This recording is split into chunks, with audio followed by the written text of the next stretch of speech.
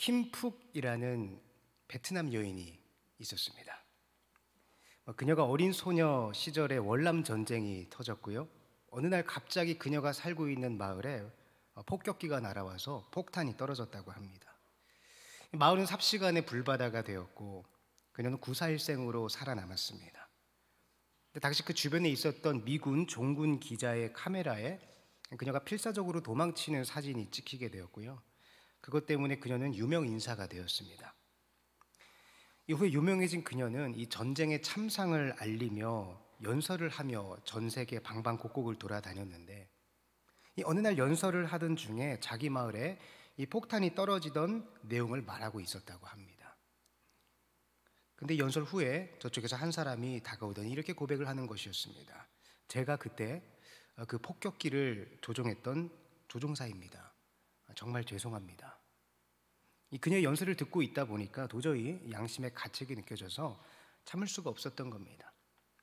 그런데 놀랍게도 그녀는 그를 향해 이렇게 말을 했다고 합니다. 괜찮습니다. 저는 이미 다 용서했습니다. 또 한 명의 이야기가 있습니다. 코리 텐 붐이라는 네덜란드 여인이 있었는데, 그녀는 2차 세계대전 때 유대인을 도와주었다는 이유로 전 가족이 수용소로 끌려가게 되었습니다.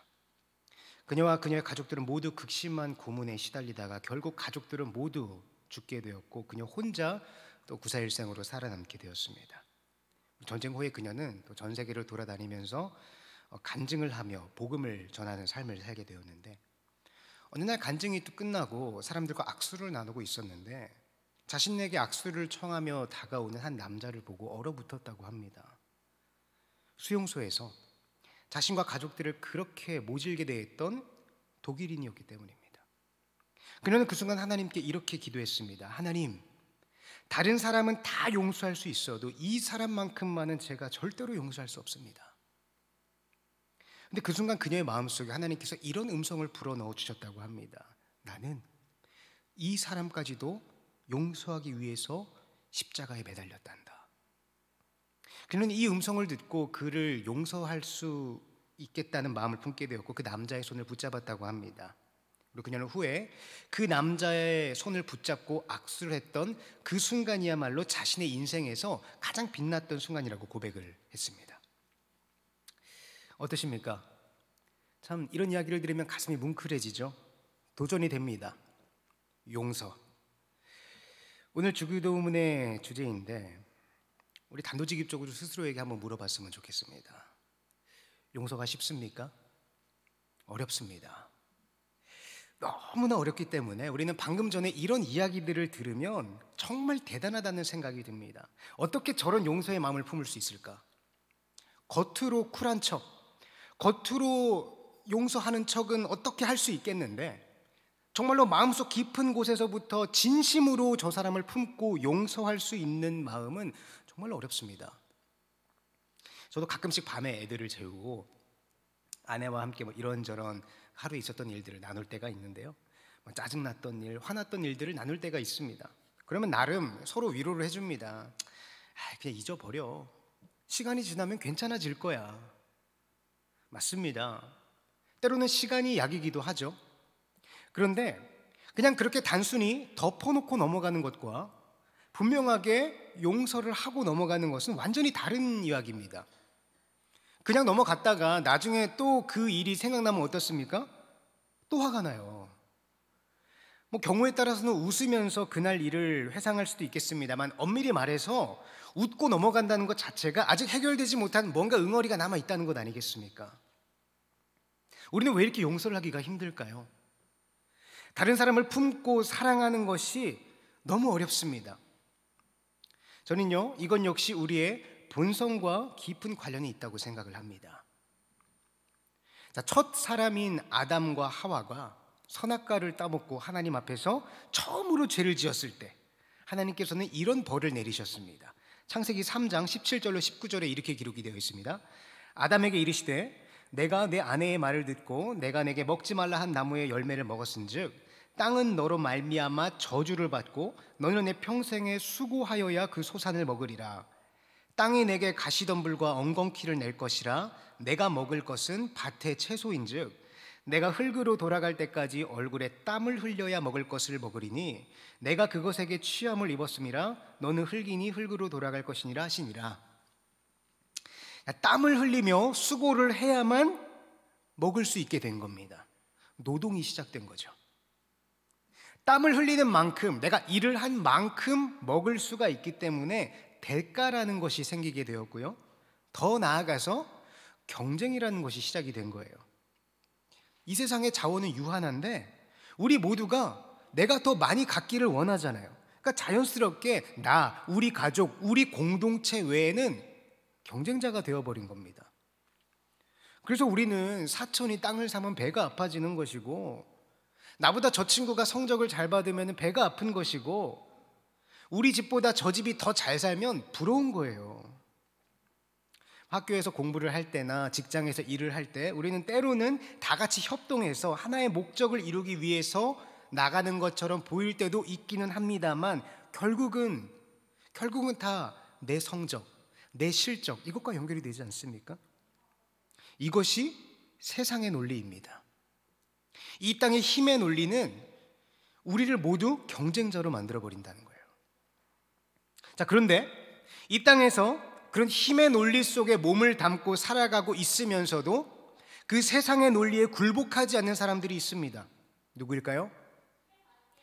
이 땅의 통치가 아니라 하나님의 통치, 바실레이아를 따라가는 사람들, 아버지 되시는 하나님의 그 거룩하심으로 말미암아 구원을 선물로 받고 하나님의 나라, 하나님의 통치가 그의 마음에 임하여 있으며 이미 하늘에서 이루어진 그 하늘의 뜻을 날마다 오늘 나의 삶에 품고 살아가며, 그리고 예수 그리스도라는 일용할 양식, 내일의 양식을 날마다 누리며 살아가는 사람들은 이 땅의 논리에 휘둘리지 않고 하늘의 영광을 맛보며 하늘을 바라보며 나아갈 수 있다는 거예요.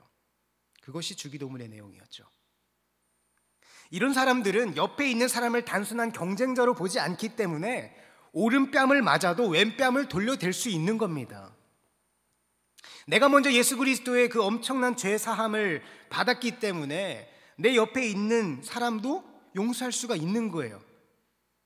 그런데 문제는 이게 말로만 하면 쉬운데 정작 우리의 삶 속에서 실천하려고 하면 어렵다는 것이죠. 자, 예수님은요, 오늘 주기도문의 이 말씀을 통해서 우리에게 이 어려운 용서를 요구하고 계십니다. 그런데 오늘 이 본문을 보면 이 용서에 있어서 아주 중요한 전제가 하나 붙어 있습니다. 우리가 우리에게 잘못한 사람을 용서하여 준 것 같이. 이 대목을 얼핏 보면 이렇게 생각이 됩니다. 하나님, 제가 지금 이 사람을 용서했습니다. 제가 이거 용서한 거 보셨죠? 그러니까 제가 이 사람을 용서한 것처럼 하나님도 저를 용서해 주세요. 마치 내가 하나님보다 앞서서 하나님의 모범이 된 것처럼 보이지 않습니까? 내가 용서를 했으니까 하나님도 나를 용서해 주셔야죠. 자, 지난주에 우리 예수님 당시에는 아람어라는 언어를 일상적으로 많이 사용을 했다고 말씀을 드린 바가 있습니다. 근데 이 아람어 주기도문을 깊이 연구했던 신학자 중에 요아킴 예레미야스라는 아주 유명한 분이 계세요. 흥미로운 것은요, 이분의 연구에 의하면 여기에 사용된 이 용서하다라는 동사의 시제가 완료형으로 쓰였는데, 이 아람어 동사의 완료 시제에는 동시적인 의미가 포함이 되어 있다고 합니다. 그러니까 이 원문을 그대로 직역을 하면, 하나님, 나의 죄를 용서하여 주시옵소서. 그러면 나도 동시에 이 사람을 용서하겠습니다 라는 의미에 더 가깝다고 합니다. 이 굉장히 중요합니다. 이 순서에 따라서 의미가 완전히 달라져 버리기 때문입니다. 내가 먼저 이웃을 용서했으니까 하나님도 나를 용서해 주세요 라는 말에는 내 안에 이미 누군가를 용서할 수 있는 능력과 권능이 있다는 거예요. 내가 하나님의 모범이 될 수 있다는 겁니다. 근데 정말 그렇습니까? 아니잖아요. 우리 안에는 여전히 끝끝내 해결되지 않는 분노와 화가 있음에도 불구하고, 여전히 그 사람을 용서하고 있지 못함에도 불구하고 하나님의 이름을 부르고 있지 않습니까? 그리고 그걸 반대로 뒤집어서 생각을 해보면요, 내가 결국 저 사람을 용서에 실패를 한다면, 용서를 하지 못한다면 마찬가지로 하나님도 나를 용서하지 않겠다는 말 아니겠습니까? 이 말씀대로라면 우리가 이때까지 열심히 신앙생활을 해왔던 모든 것들은 다 무효가 되어버리는 겁니다. 왜냐하면 나는 내 원수들을 여전히 온전히 용서할 수가 없거든요. 자, 마태복음 6장 14절로 15절에 이렇게 기록되어 있습니다. 너희가 사람의 잘못을 용서하면 너희 하늘 아버지께서도 너희 잘못을 용서하려니와 너희가 사람의 잘못을 용서하지 아니하면 너희 아버지께서도 너희 잘못을 용서하지 아니하시니라. 구약 시대에는요, 이런 용서가 가능했습니다. 왜냐하면 율법적인 용서였기 때문이에요. 마음으로는 용서가 안 되어도 겉으로 용서의 제스처를 취하면 그것이 곧 용서가 되었습니다. 마음으로는 시기와 질투와 미움과 분노가 가득하더라도 겉으로 웃으면서 봉사와 구제와 사랑의 손길을 내밀면 그것이 곧 선행이었어요. 이처럼 겉으로 드러나는 행위 자체가 중요한 것이었기 때문에 그들은 이때까지 그 마음에 있는 생각과는 상관없이 겉으로 행동으로 사랑하고 선행을 베풀고 용서하고 구제를 베풀 수가 있었습니다. 그러나 예수님의 말씀은 달랐죠. 마음으로만 음욕을 품어도 그것이 간음이라고 하십니다. 구제할 때도 오른손이 한 일을 왼손이 모르게 하라고 하셨어요. 기도할 때도 아무도 모르는 곳에 골방에 들어가라고 하십니다. 금식할 때도 오히려 다른 사람들이 금식하는 것을 눈치채지 못하도록 얼굴에 기름을 바르라고 하셨어요. 이게 무슨 말입니까? 겉으로 보여지는 것이 중요한 것이 아니라 그 내면의 중심이 더 중요하다는 말이잖아요. 근데 아직 내 안에는요, 여전히 화가 있고 짜증이 있고 분노가 있고 누군가를 온전히 사랑하지 못하고 품지 못하는 앙금이 여전히 남아 있습니다. 겉으로는 쿨한 척, 용서하는 척, 화해하는 척 이렇게 넘어가는 거 말고 내 마음 깊숙한 곳에서 저 사람을 온전히 품고 사랑할 수 있는 그 용서를 해야만 하나님께서도 나를 용서한다면 과연 우리에게 희망이 있을까요? 저는 오늘 말씀을 준비하면서 오늘 설교 제목을 용서할 수 없는 자가 용서하게 되는 기도라고 정했습니다.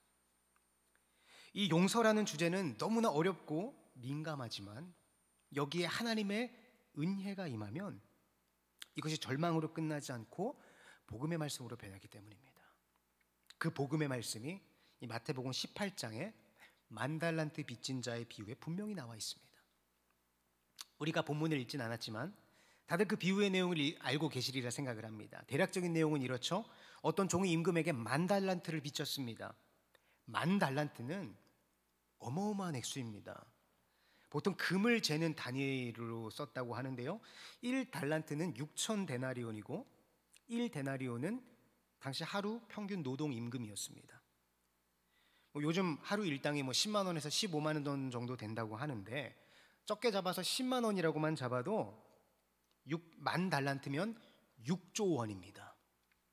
6조 원. 이건 어떻게 개인이 만질 수 있는 돈이 아니죠. 그러니까 10,000달란트를 빚졌다는 것은요, 그냥 이 개인이 감당할 수 없는 어마어마한 금액이라는 거예요. 그냥 비유적인 표현인 겁니다. 근데 임금이 보기에 이 종이 이 어마어마한 금액을 갚을 능력이 도저히 보이지 않으니까 불러서 말합니다. 야, 너 언제 갚을 거야? 보니까 갚을 능력도 없어 보이는데 그냥 너네 가족이라도 팔아라. 그러니까 종이 놀라서 애원을 하죠. 제발 조금만 기다려 주십시오. 제가 무슨 짓을 해서더라도 다 갚겠습니다. 근데 갚을 수 있겠습니까? 만무하죠. 이 모습을 본 임금은 마음이 측은해져서 이 10,000달란트를 그냥 없던 일로 해줍니다. 어마어마한 은혜죠. 그런데 이 종이 감격해서 나가다가 바로 그 길에서 자기한테 200데나리온 빚진 사람을 발견을 한 거예요. 200데나리온이면 2천만 원 정도입니다. 물론 작은 돈이 아니에요. 쉽게 용서할 수 있는 금액은 아니죠. 근데 저는 참 기가 막힌 것이 예수님은 비유를 하나 하셔도 이렇게 공감이 되게 설정을 하시는 것 같아요. 이 금액이 20만 원, 아니 200만 원까지만 됐어도 좋게 나도 용서를 해줄 수 있을 것 같은데 2천만 원은 애매합니다. 차 한 대 값이잖아요. 2천만 원은 정말 쉽게 용서할 수 있는 금액이 아니에요. 그러나 어쨌든 이 사람은 방금 6조 원을 탕감받고 나오는 길이잖아요. 근데 결국은 이 2천만 원을 용서를 할 수가 없는 거예요. 그래서 이 200데나리온 빚진 자를 감옥에 넣어버립니다. 그러자 이 소식을 들은 왕도 이 6조 원 탕감받은 사람을 다시 불러서, 야, 나는 너를 6조 원이나 탕감해 줬는데 너는 그 2천만 원 못 용서해 주냐? 꾸짖으면서 다시 감옥에 가두는 내용이 기록이 되어 있습니다. 그러니까 우리도 다른 사람을 용서해 주어야 한다라는 귀한 교훈을 얻을 수가 있겠죠. 근데 저는 이 비유를 볼 때마다 조금 찝찝한 느낌을 지울 수가 없었습니다. 제가 조금 삐딱해서 그런지 모르겠지만요, 저는 이 비유의 결론을 단순히 그러니까 우리도 이웃을 용서하자라는 결론으로 끝낼 수 없다고 생각을 합니다.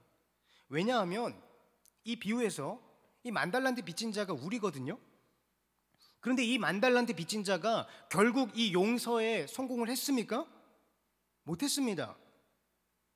만약에 예수님이 이 비유를 통해서 우리에게 용서에 성공하라는 교훈을 주실 작정이셨더라면 이 10,000달란트 받은 자는 200데나리온 빚진 이웃을 용서해 주는 것으로 끝내야 교훈이 남지 않습니까? 안 그렇습니까? 교훈을 주시려면 성공 사례를 주셔야죠. 제가 서두에 두 여인의 용서 이야기를 말씀드렸죠. 우리는 그런 이야기를 들으면서 왜 마음이 뜨거워지고 도전이 됩니까? 그들이 성공했기 때문입니다. 도저히 불가능해 보이는 용서를 끝끝내 성공해냈기 때문에 우리에게 도전이 되는 거예요. 근데 만약에 아까 그 두 여인이 결국 용서를 못한 것으로 이야기가 끝났다면 그 결론은 굉장히 공허할 것입니다. 그래, 맞아. 그럼 그렇지. 야, 저런 걸 어떻게 용서하냐? 저런 건 용서 못해. 그러니까 예수님도 용서의 교훈을 주실 거였으면 이 10,000달란트 빚진 자가 용서를 하는 것으로 끝내야 됩니다. 왜 예수님은 굳이 실패로 끝내셨을까요? 어차피 가상의 이야기예요. 어차피 예수님께서 만들어낸 가상의 비유 이야기이기 때문에 얼마든지 성공하는 결론으로 끝내도 상관이 없으셨을 텐데 굳이 실패로 끝내십니다. 왜 그렇겠습니까? 우리가 그런 존재라는 겁니다. 너희는 아무리 큰 은혜를 받아도, 아무리 엄청난 죄 사함을 받았다 할지라도 옆에 있는 작은 죄 하나 용서하지 못하는 너희는 그런 존재야. 이걸 여과 없이 지금 폭로하고 계시는 거예요. 정말 그렇습니다. 우리는 예수 그리스도께서 십자가에 달려 돌아가심으로 말미암아 구원을 얻은 하나님의 자녀라고 고백을 하고 있습니다. 이 엄청난 은혜 앞에서 우리가 내 옆에서 자질구레하게 일어나는 그런 작은 일들을 용서 못할 이유가 뭐가 있겠어요? 근데 우리는 용서하지 못하고 있지 않습니까? 오늘 우리들의 현실을 그대로 찝고 계시는 겁니다. 그럼 우리 어떻게 해야 될까요? 여전히 이웃을 온전히 용서하지 못하는 우리가 어떻게 당당하게 구원받은 하나님의 자녀라고 말을 할 수 있는 것일까? 여기에 놀라운 하나님의 은혜가 부어지는 것입니다. 자, 지난주에 제가 이신칭이라는 조금은 어려운 그런 신학적 용어를 소개를 해드렸는데 이걸 꼭 기억하셔야 됩니다. 너무나 중요합니다. 우리의 구원은요, 내가 의로운 행위를 해서 내가 하나님을 만족시켜서 구원을 받은 것이 아니라 예수께서 나 대신 의를 이루셨고 우리는 예수를 믿음으로 말미암아 그 의를 선물로 받았기 때문에 하나님은 그 예수의 의를 보시고 나를 의롭다 여겨주신다고 했죠. 너무나 중요합니다. 자, 마찬가지로 우리는 다른 사람을 용서할 수 없는 존재입니다. 우리는 아무리 노력을 해도 이 앙금을 스스로 해소할 능력이 없어요. 내 안에는 용서의 열매가 없습니다. 근데 예수님은 어떠하십니까? 자, 누가복음 23장 34절을 제가 봉독하겠습니다. 이에 예수께서 이르시되 아버지 저들을 사하여 주옵소서. 자기들이 하는 것을 알지 못함이니이다. 예수님은요, 이 십자가에 달려 돌아가시는 그 순간에 자신을 그렇게 십자가에 못 박힌 이 세상 모두를 용서하셨습니다. 예수를 십자가에 못 박은 자들이 누굽니까? 우리입니다. 하나님 앞에 원죄를 가지고 있는 모두가 이 예수를 십자가에 못 박은 거예요. 그런데 예수님께서는 그렇게 십자가에 달려 돌아가실 때 그 모두를 용서하셨습니다. 그렇게 예수께서 십자가에서 이루신 그 용서의 열매가, 그 용서의 의가 우리가 예수를 믿을 때 우리 안에 들어온 거예요. 그러니까 나는 누군가를 용서할 능력도 없고, 실제로 누군가를 온전히 용서해 본 적도 없고, 여전히 용서와는 거리가 먼 삶을 살아가고 있지만, 내가 예수를 믿음으로 말미암아 내 안에 들어온 그 예수의 용서의 의 때문에 하나님께서는 내가 용서에 성공한 사람으로 여겨주신다는 겁니다. 그래서 우리는 여전히 용서할 수 없는 존재임에도 불구하고 이렇게 당당하게 하나님의 자녀라고, 하나님께 구원받았노라고 고백하며 나아갈 수 있는 거예요. 이것이 은혜입니다. 그래서 이 주기도문은요, 용서할 수 없는 자가 용서하게 되는 기도인 거예요. 우리는 이미 하나님 앞에서 용서의 사람으로 인정이 되었습니다. already. 그러나 여전히 우리는 용서가 힘들죠. 그 용서의 의를 실제로 실천하며 살아가기는 너무나 어렵습니다. Not yet. 그러니까 우리는 나를 용서하신 그 6조 원 어치의 은혜를 생각하면서 2천만 원짜리 용서를 실천하기 위해서 날마다 기도해야 되는 겁니다. 맞습니다. 2천만 원 커요. 힘들어요. 절대 작은 액수가 아닙니다. 20만 원, 200만 원까지는 어떻게 용서를 할 수 있겠는데 2천만 원은 너무 힘들어요. 그래서 우리는 기도해야 되는 겁니다. 여전히 내 마음밭에는 바위들과 가시덤불들이 가득 내 마음을 메우고 있으니까 하나님, 이거를 제발 좀 치워주십시오. 이걸 제발 좀 제거해 주십시오. 우리는 이렇게 기도하면서 6조 원의 은혜를 날마다 기억하며 나아가야 되는 것이에요. 제가 작년에 언젠가 말씀드렸던 한 예화가 있습니다. 바다에서 표류를 하게 된 어느 한 배에 마실 물이 없어서 선원들이 다 죽어가게 생겼는데, 이 배가 어느새 아마존 강 하류 안에 들어오게 된 거예요. 아마존 강은 하류가 너무 넓어서 이게 바다인지 강인지 분별하기가 힘들다고 합니다. 이 사람들은 이미 물통만 내리면 얼마든지 마실 수 있는 강물 안으로 들어왔지만 아직 그것을 깨닫지 못하고 여전히 죽음의 고통에서 허덕이고 있는 것입니다. 우리 사랑하는 청년 여러분, 꼭 기억하시길 바랍니다. 우리는 이미 그 용서의 은혜 안에 들어와 있는 자들입니다. 우리는 죄의 본성상 절대로 남을 용서할 수 없는 존재들이지만, 그러나 이 기도는 용서할 수 없는 자들로 하여금 내가 받은 용서의 은혜를 내 삶에서 살아내도록 만드는 기도인 겁니다. 그래서 이것이 주기도문인 겁니다. 나는 능력이 없지만 이 용서의 은혜를 누군가에게 전하는 것, 그것이 우리의 용서인 것입니다. 이 예수님의 용서가 나를 용서의 사람으로 변화시키는 이 회복의 은혜를 누리는 올 한 해가 되시기를 주님의 이름으로 축복합니다. 함께 기도하겠습니다. 우리 시간 함께 한 목소리로 합심해서 기도하며 나갔으면 좋겠습니다. 하나님, 나는 지금 내 옆에 있는 사람 한 명조차 온전히 용서할 수 없는 그런 존재입니다. 그러나 이런 우리를 하나님께서 그 크신 은혜로 품어주셨습니다. 나를 위해 용서를 이루신 예수님의 그 십자가의 은혜를 생각합니다. 이제는 내가 용서할 수 없는 자로 하여금 용서한 자로 인정해 주시는 이 기도를 붙들고 나아가기 원합니다. 내 안에 여전히 남아있는 앙금들과 시기와 질투와 분노들이 여전히 아직 내 마음을 장악하고 있지만, 날마다 이 주님께서 가르쳐주신 주기도문을 붙들고 용서의 삶으로 나아갈 때에 내 안에 진정한 예수 그리스도의 용서의 은혜가 임하게 하여 주시옵소서. 우리 내 삶을 돌아보면서 예수님의 용서를 생각하시면서 그 하나님의 은혜를 기억하시면서 나도 용서의 사람이 될 수 있도록 함께하여 달라고 시간 함께 합심하여 기도하며 나아갑니다. 기도하겠습니다. 하나님 감사합니다. 오늘 이 연약한 자들로 하여금, 용서할 수 없는 존재들로 하여금 용서하라고 말씀하시는 주님, 나의 능력으로는 할 수 없지만 이미 모든 것을 이루신 예수 그리스도의 십자가의 은혜의 의로서 우리가 이것들을 붙들며 나아갑니다. 내 힘으로 할 수 없습니다. 나의 능력으로 할 수 없습니다. 하나님, 그러나 우리가 주님의 말씀을 붙들 때에, 하나님의 은혜가 우리 안에 임할 때에, 주의 말씀이 우리를 이끌어갈 때에, 하나님, 내가 불가능하지만 하나님께서 나를 이끌어 가실 것입니다. 나는 내 이름으로 이룰 수 없지만 내 안에 있는 예수의 의가, 내 안에 있는 예수의 은혜가, 내 안에 있는 예수의 용서의 은혜가 내 삶을 용서의 삶으로 이끄시고 그 내가 받은 용서의 은혜를 다른 사람에게 전하며 이 은혜를 나눌 수 있는 은혜의 삶을 살게 하여 주시옵소서. 하나님, 우리가 주님의 말씀을 붙들고 나가기를 간절히 소망합니다. 우리가 이 시간 다시금 회복을 꿈꾸기를 원합니다. 우리의 삶이 회복되기 원합니다. 우리의 신앙이 회복되기를 원합니다.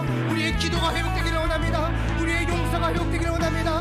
우리의 삶의 저변에 깔려있는 모든 연약함들이 하나님 말씀으로 말미암아 하나하나 살이 붙게 하여 주시고 근육이 붙게 하시고 힘이 올라서 아버지 날마다 넘어지고 또 넘어지는 연약한 우리의 삶이었을지라도 이제는 말씀을 붙들고 한 걸음 한 걸음 나아갈 때에 하나님, 우리의 믿음의 담력이 싹트게 하여 주시옵소서. 믿음의 근육이 붙게 하여 주시옵소서. 믿음의 양식이 우리 안에 차곡차곡 쌓여서 하나님, 우리가 힘을 내어 나아갈 수 있도록 하여 주시고 아버지, 전령도 다시 넘어진다 할지라도 다시 일어나게 하여 주시옵소서. 넘어지면 다시 일어나게 하시고 또 넘어지면 다시 일어나게 하시고 또 다시 넘어진다 할지라도 다시 일어나서 주를 향하여 달려나갈 수 있는 믿음의 끈기와 담력을 허락하여 주시옵소서. 지금 이 자리에 예배 나아가는 우리 모든 가운데 역사해 주시고 인도해 주시옵소서. 하나님, 감사합니다. 올해 코로나를 비롯한 여러 어려운 상황으로 인해 무너진 우리들의 삶이 회복되기를 바라며 특별히 주님께서 친히 가르쳐 주신 주기도문의 말씀을 붙들고 우리의 기도가 회복되기를 꿈꾸고 있습니다.